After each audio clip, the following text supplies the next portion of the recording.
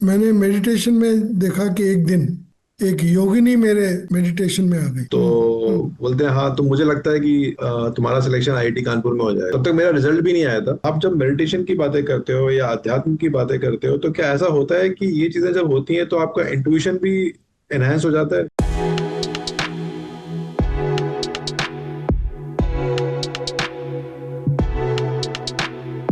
मैं एक और अपना अनुभव जो मेरे लिए भी विचित्र था शेयर करना चाहूँगा।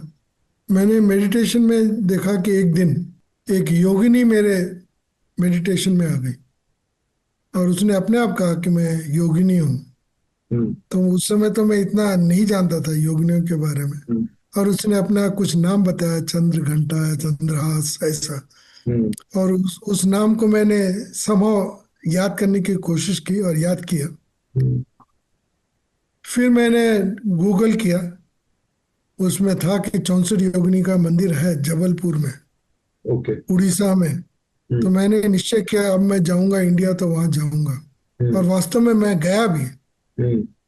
और मैंने वहां विजिट किया। एंड टू माय सरप्राइज मैंने उससे काफी मिलता जुलता नाम, शायद मैंने ठीक से नहीं सुना होगा, पर मैंने जो नाम लिखा था उससे काफी मिलता जुलता 80-90%। हम्म। वो नाम उस एक मूर्ति के नीचे लिखा हुआ था। इसका अच्छा। मतलब वो योगिनी थी सच में हाँ। और उसका अस्तित्व है। हाँ। तो ये एक विचित्र अनुभव था। तो आपको मेडिटेशन में काफी विचित्र अनुभव होते हैं। अब सिर्फ ये है कि अगर उसका सत्यापन हो जाए, मतलब अटेस्टेशन हो जाए, तो आप मान लेते हो। हम्म। यहाँ पे शायद मैं अगर ये रिमाइंड दूं कि आपका जो मेरे साथ अनुभव था पहला आईआईटी हम्म। कानपुर का, हाँ। अगर वो आप खुद बताएं तो शायद ज्यादा इंटरेस्टिंग दिखेगा कि कैसे चीजें होती है और उसका प्रूफ कहाँ है। प्रूफ तो आपने खुद दिया उसका। हाँ, ये वो एग्जाम्पल है कि जिस टाइम पर मैं आईआईटी की तैयारी कर रहा था और आईआईटी का शायद रिजल्ट आने वाला था, तो आपने हम्म। आके मुझसे बोला था कि क्या कानपुर में आईआईटी है, क्योंकि आपको मालूम नहीं था कि आईआईटी कौन हम्म। कौन से शहर में हम्म। है। तो मैंने हम्म। कहा अंकल हाँ, कानपुर में है आईआईटी। तो आपने बोला था कि कैसा आईआईटी है वो। तो मैं कहा अंकल वो तो बहुत मतलब नंबर वन आईआईटी है इंडिया का। ये बात कर रहा हूँ मैं 1999 की। तो हम्म। हम्म। बोलते हैं हाँ, तो मुझे लगता है कि तुम्हारा सिलेक्शन आईआईटी कानपुर में हो जाएगा। तब तक मेरा रिजल्ट भी नहीं आया था। फिर मेरा हम्म। रिजल्ट आया और फिर उसके बाद मैं काउंसलिंग में मैं बॉम्बे गया। काउंसलिंग उस टाइम पे आईआईटी बॉम्बे में होती थी, और जो भी वो समाउ कैलकुलेशंस बैठे उसमें मेरा आईआईटी कानपुर में ही सिलेक्शन हुआ।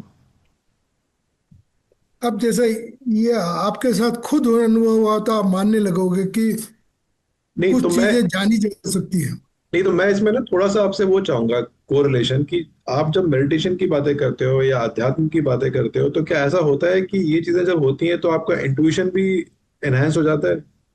इंट्यूशन हाँ क्या है? बिल्कुल एनहांस, बिल्कुल इंट्यूशन एनहांस हो जाता इंट्यूशन मतलब आप इंट्यूशन को डिफाइन कैसे कर सकते हैं, and how do you link it together? है। इंट्यूशन इज एक्चुअली, अगर हम अलग से डिफाइन करना चाहें, तो it is ability to understand something hmm. Without any logic being involve. इसका मतलब हम कुछ सोच रहे नहीं, जस्ट हम्म। देखा और कुछ महसूस हो गया। तो it is ability to understand something immediately hmm. without involving any logic or rational thinking.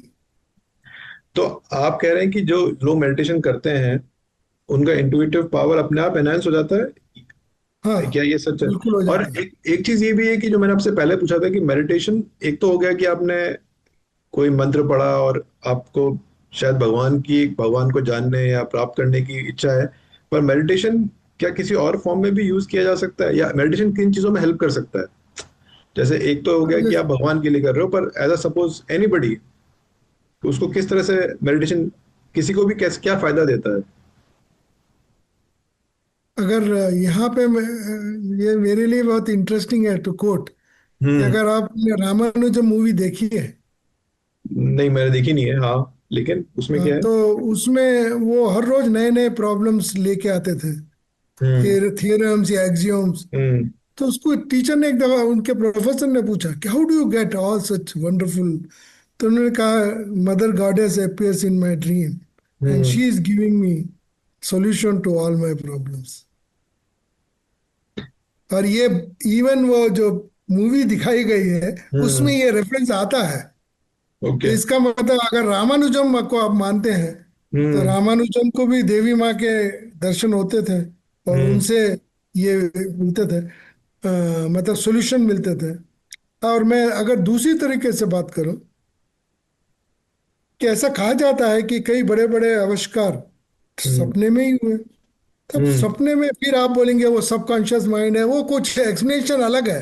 Hmm. But सपने में क्यों होना चाहिए? मैं हम्म। कॉन्शियसली सोच रहा हूँ तो सबकॉन्शियस माइंड में क्यों आना चाहिए उत्तर? हम्म। मेरे कॉन्शियस माइंड में ही आना चाहिए मुझे, हम्म। लॉजिकली। जिस रास्ते पे मैं ढूंढ रहा हूँ मुझे उसी हम्म। रास्ते पे ढूंढना चाहिए। मेरे हाँ। बैकयार्ड में क्यों मिलना चाहिए मुझे आंसर्स? हम्म। तो भले चलिए, मैं ऐसे ही मानता हूँ कि जहाँ साइंस फेल हो जाती है वो कुछ एक्सप्लेनेशन देती है कि आपका हम्म। सबकॉन्शियस माइंड है। हम्म।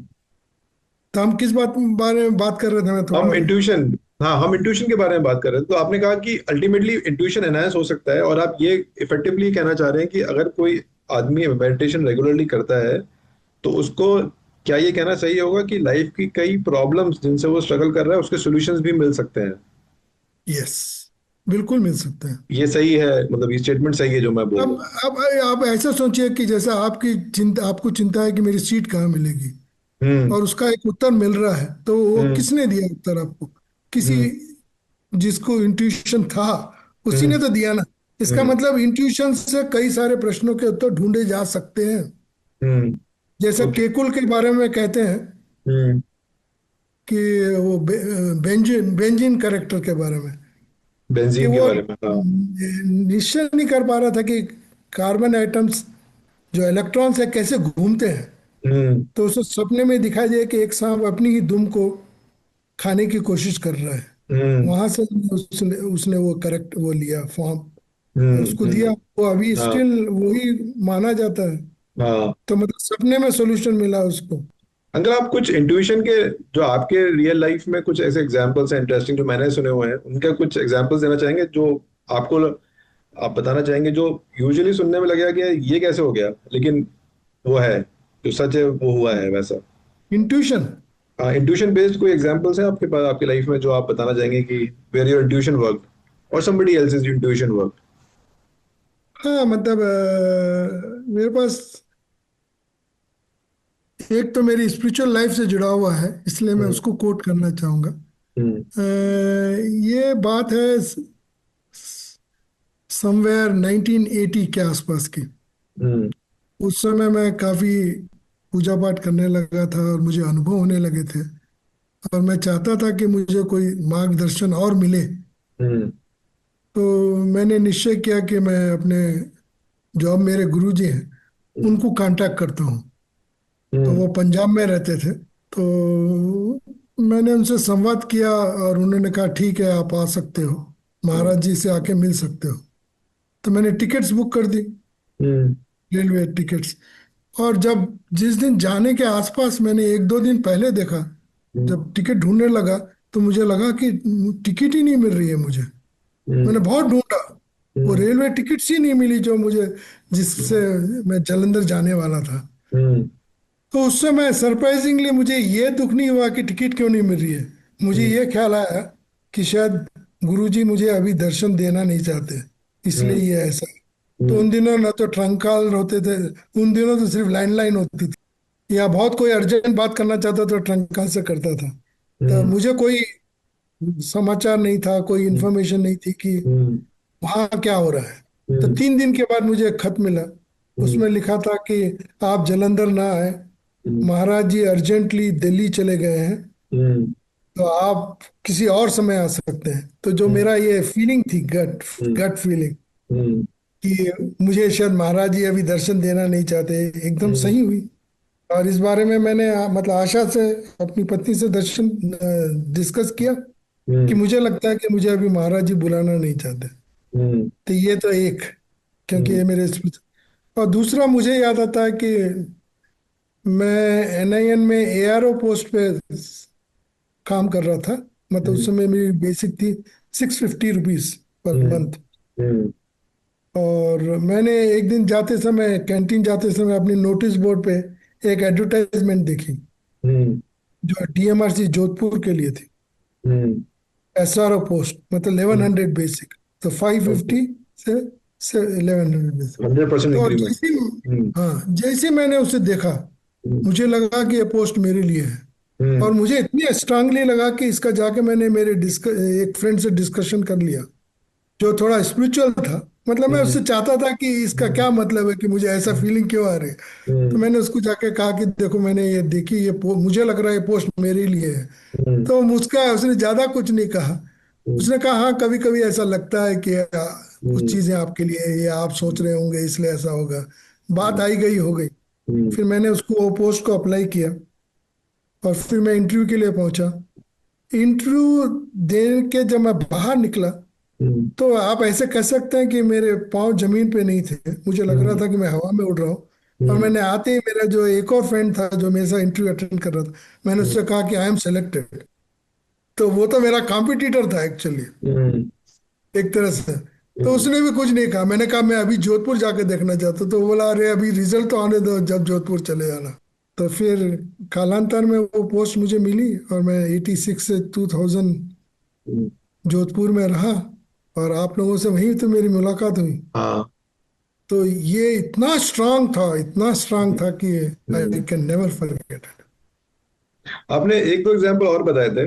वो एक एग्जाम्पल जो आपने बताया था कि अ, जो कॉपीज चेक हो रही थी, जो सपने हाँ में आप, वो भी, वो किस्सा बताइए जरा, वो काफी हाँ इंटरने में आप, वो भी, वो किस्सा बताइए जरा, वो काफी इंटरेस्टिंग वो है। भी मेरे लिए बहुत मतलब काफी उत्साह बढ़ाता है वो, जब भी मैं उसके बारे में सोचता हूँ। हम्म। मेरी छोटी बहन है, वो 10th क्लास में फेल हो गई, तो उसने सप्लीमेंट्री देने का निश्चय किया। हम्म। और उसने सप्लीमेंट्री दे दिया, और उसका पेपर में नाम नहीं आया, और ना उसको बाद में कुछ सूचना थी कि क्या हो रहा है। तो हम्म। वो यूनिवर्सिटी चले गई। यूनिवर्सिटी चले गए, तो उन्होंने कहा कि अभी तो ये सब उत्तर पत्रिकाएं अंदर हैं, देखना पड़ेगा, आप 15 दिन के बाद आओ। हम्म। तो वो वापस आ गई। तो वो बहुत रोया करती थी कि मेरा रिजल्ट नहीं आया, शायद मैं फेल हो गई हूँ। तो हम्म। उसने एक दिन सपने में देखा कि भगवान शिव, हम सब भगवान शिव को पिताश्री और पार्वती माँ को माताश्री ही बोलते हैं। तो हम्म। उन्होंने, उसने सपने में देखा कि माताश्री और पिताश्री पेपर्स इसके निकाल रहे हैं। कमला, हम्म। मेरे सिस्टर का नाम कमला है। उन्होंने वो उत्तर पत्रिकाओं में से उनका उत्तर पत्रिका निकाली, आंसर शीट, और उसमें उसका नाम देखा। फिर उनके मार्क्स काउंट किए, उसमें 34 हो रहे थे, and hmm. 35 is the passing mark. तो ओके। उन्होंने 34+1 ऐसा राउंड किया और टिक कर दिया, हम्म। और ये सपना टूट गया। ये फिर वो सपना 15 आपकी सिस्टर को आया था? सिस्टर ने देखा। ठीक है। तो फिर वो 15 दिन के बाद गई। हम्म। तो उसने वो वैसी उत्तर पत्रिकाएं निकाली, अंदर से हम्म। आंसर शीट्स निकाले, और उसमें से मेरी सिस्टर का निकाला। उसमें देखा, काउंटिंग था, वो सिर्फ समहाउ मिस हो गई थी। उसने हम्म। काउंट किया, उसमें 34 ही मार्क्स थे। पता हम्म। नहीं उसके मन में क्या है, उसने भी एक +1 करके 35 करके पास कर दिया। नहीं तो लेकिन ये, इसमें, हाँ, नहीं नहीं बोलिए। तो इसमें आप अब जैसे आपकी बहन तो मतलब बहुत मेडिटेशन भी नहीं करती थी, तो ये हाउ डू यू, मतलब मतलब ये क्या है, ये इत्तेफाक है, क्या है ये, नहीं, हाउ डू मुझे ऐसा एक्सप्लेन दिस? दिखता है कि जब बहुत सारे लोग जब दुखी होते हैं, तो वो कोई आसरा चाहते हैं। हम्म। आसरा चाहते हैं, तो जैसा कुछ लोग भगवान पे भरोसा करने लगते हैं, कुछ लोग किसी इंसान पे भरोसा करने लगते हैं, गुरु पे भरोसा करने लगते हैं। क्योंकि हमारे घर में सब भगवान शिव की आराधना करते हैं, तो शायद उसने भी उन्हीं की पूजा की होगी हम्म। मनोयोग से, और ये हो गया। तो ये इम्पोर्टेंट नहीं है कि वो पूजा करती थी या नहीं, ये इम्पोर्टेंट है कि उसने सपना देखा और वैसे ही पूरा हुआ। नहीं ये लेकिन, बहुत महत्वपूर्ण है। नहीं लेकिन सबकी लाइफ में तो ऐसा नहीं होता। तो चमत्कार कुछ लोगों के साथ ही होते हैं। अब सब लोग आईआईटी नहीं जाते, आईआईएम नहीं जाते, कितने लोग जाते हैं। नहीं तो जिनके साथ होते हैं चमत्कार, वो उनके साथ क्यों होते हैं? जैसे आपकी सिस्टर के साथ हुआ या आपके साथ हुए बहुत सारे। मुझे दिखता है कि जैसा हमारे घर में सभी बहुत पूजा पाठ करने वाले थे, मेरी माँ हम्म। बहुत पूजा करने वाली थी, हम्म। सिस्टर भी ठीक ही पूजा करती थी, और हम्म। मैं तो पूजा करता ही था।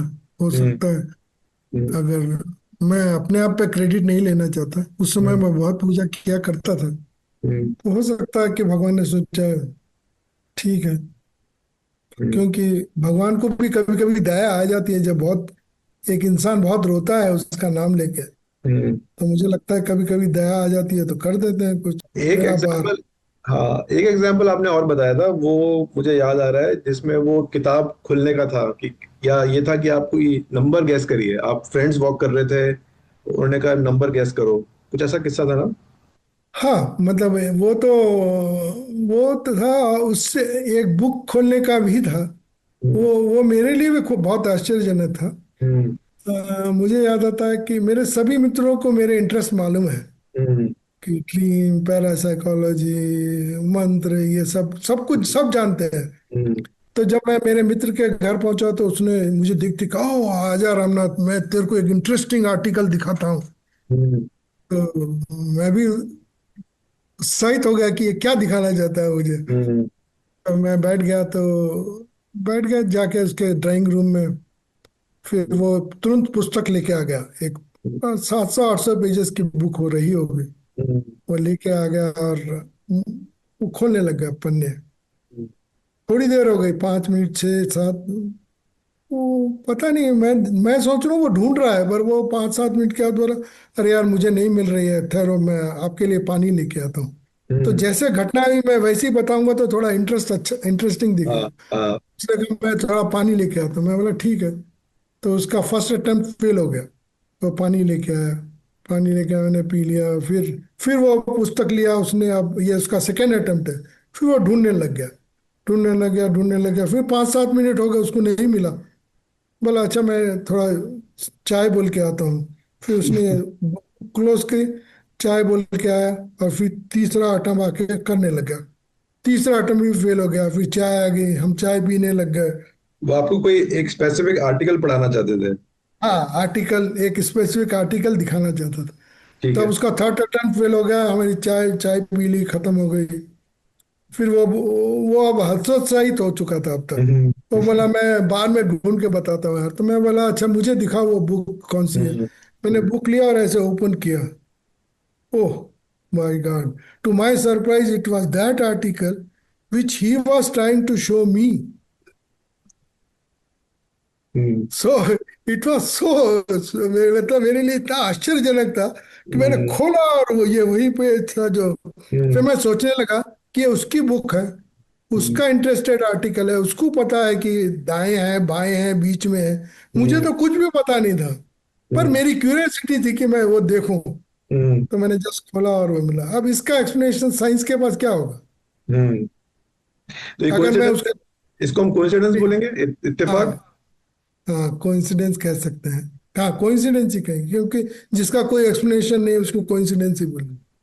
तो उसमें तो 800 पेजेस हैं और हाँ, वन समझ बाई गया मैं। 100 प्रोबेबिलिटी है उसकी। हम्म। पर कोइंसिडेंसेस को कैसे डिफाइन करेंगे? कोइंसिडेंस मतलब ऑफ कोर्स वी नो कि कोई कोइंसिडेंस क्या होता है, पर कुछ लोगों के साथ कोइंसिडेंस क्या ज्यादा होते हैं या सबके साथ बराबर होते हैं?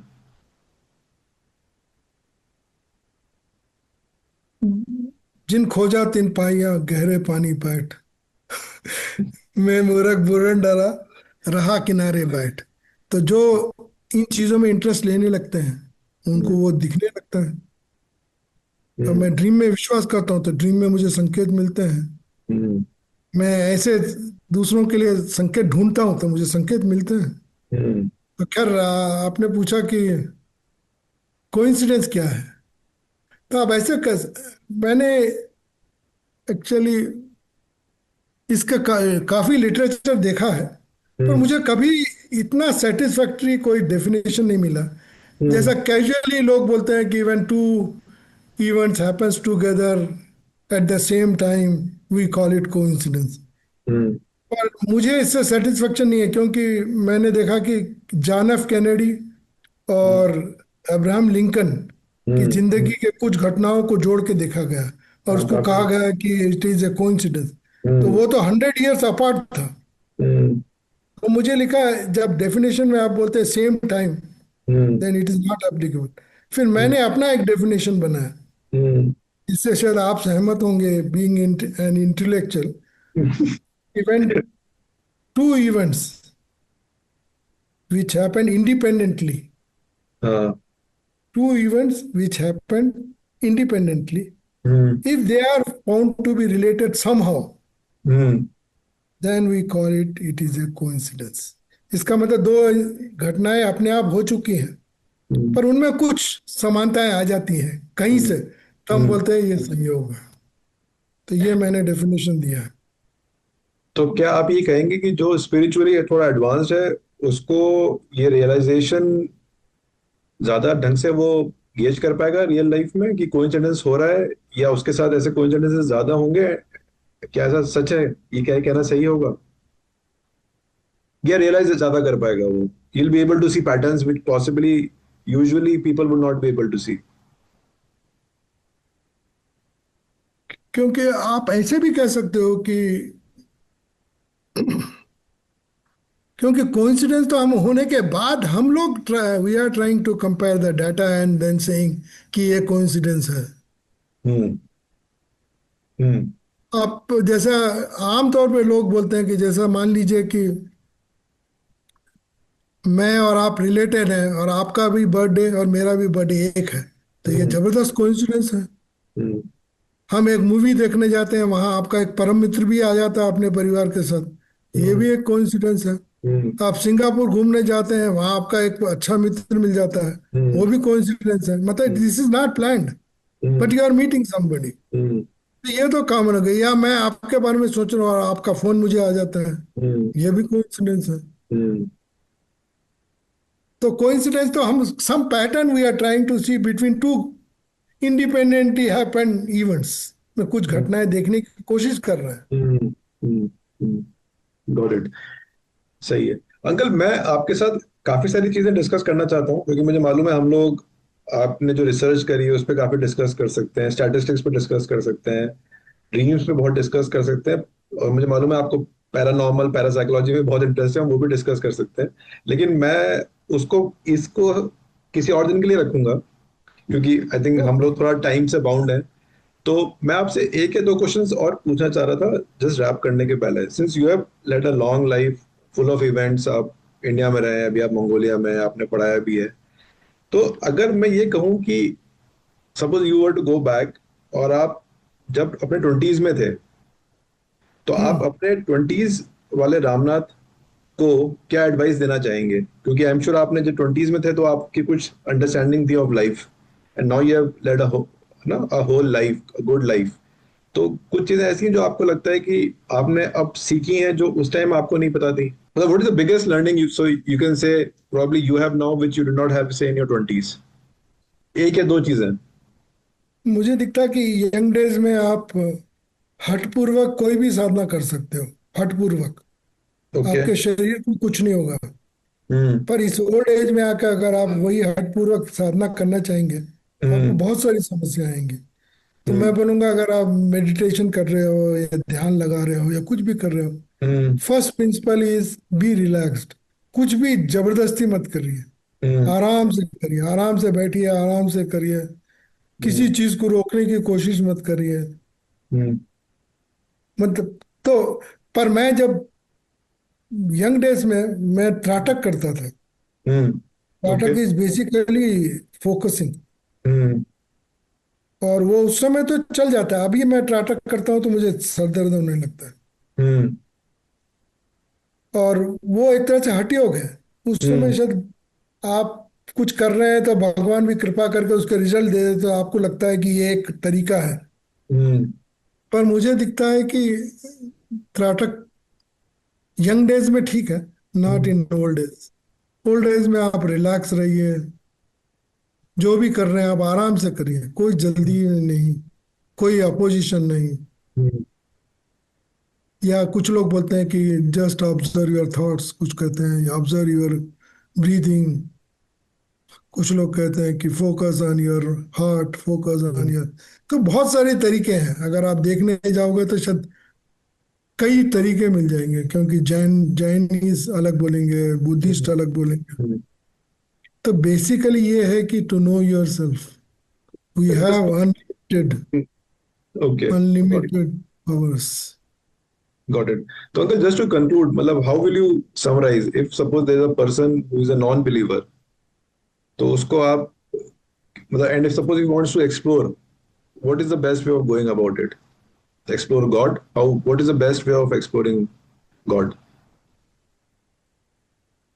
तो ये जो तरीके दिखाए गए हैं, जैसा भगवान को अगर आप पाना चाहते हो एक उनके एक विशेष रूप में, जैसा भगवान शिव को या वह लक्ष्मी माँ को या पार्वती माँ को, आप उन्हीं के रूप में आराधना करना पड़ेगा, उन्हीं के मंत्रों की साधना करनी पड़ेगी। ये हम्म, ऑलरेडी मतलब काफी रिसर्च किया जा चुका है, काफी लोगों ने इसको यूज कर चुके हैं। हम्म, जैसे ओम नमः शिवाय जप के ही भगवान शिव के दर्शन होते हैं। तो हम्म, मैं आपको भी बोलूंगा कि ओम नमः शिवाय जपिए, हम्म, शिव जी के दर्शन होंगे। हम्म, पर ऐसा नहीं हो सकता कि ओम नमः शिवाय जपें और आपको भगवान श्री हरि के दर्शन।